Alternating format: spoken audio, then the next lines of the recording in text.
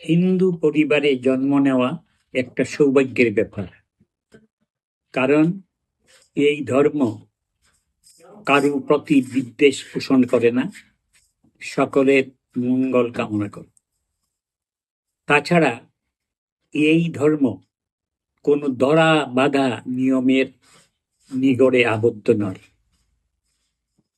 তিনটি বিষয়: ঈশ্বর তথা সৃষ্টিকর্তা, জন্মান্তরবাদ আর পাপ পুণ্যের ফলাফল সম্পর্কে বিশ্বাস রেখে যে যার ইচ্ছে মতো তার আরাধ্যকে আরাধনা করতে পারে।